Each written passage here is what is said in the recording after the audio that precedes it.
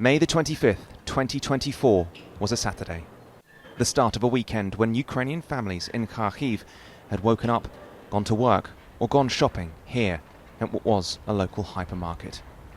That was when 2 Russian cab bombs fell, killing 19 of them and injuring at least 65 others.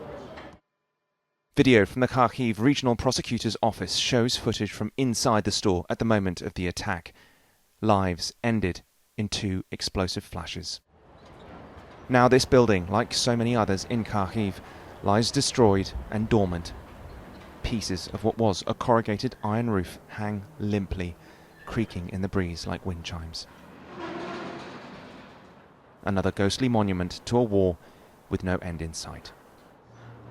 According to the Ukrainian government, in June alone this year, Russia dropped nearly 2,500 guided bombs on the entire country. 700 of those were on the Kharkiv region alone.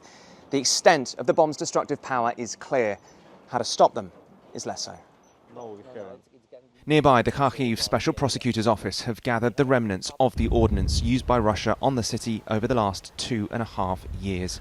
The head of the Armed Conflict Crime Unit for the office, Spartak Borisenko, tells us what we're looking at. Russian S-300, Grad, Kalibr and Iskanders, elements of cruise missiles like the X-59 and X-101, as well as parts of Shahed drones. Among the most lethal here is the Uragan, a missile which carries 30 warheads. From these warheads, 400 explosives are released, covering an area as big as a football field. They hit cars, homes, and the most precious thing of all, people. These things are larger than AK-47 bullets with conical parts that cause huge damage. They can tear off a human arm or leg and sometimes completely destroy a person. Not all of the missiles that have been used on Kharkiv are made in Russia. We were told North Korean weapons have been among those identified, the first believed to be in January. This year, Russian tactics and weaponry have changed. Soviet-era cab and fab bombs, some weighing up to 1.5 tons, were fitted with drone components that allow them to glide up to 90 kilometers. We spoke to one of those charged with the defense of Kharkiv, Vitaly Sarantsay, about the difficulties of dealing with the range and nature of these Russian attacks. He told us it's almost impossible. Without enough weapons, without enough ammunition, it's very difficult to counter everything being launched at us. Kharkiv is so close to the Russian border that when they use S-300 missiles, for example, they get here in just a matter of seconds. Different Ukrainian officials have told TRT World repeatedly that Russia is trying to destabilize the country by deliberately targeting its civilians.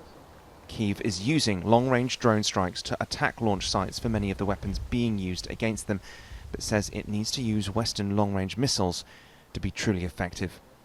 Permission to do so from Western allies still appears to have been denied. The scale of destruction is hard to comprehend, but so too is the prospect that this place, this city, this entire country is going to see more of this. Flynn, TRT World in Kharkiv in Ukraine.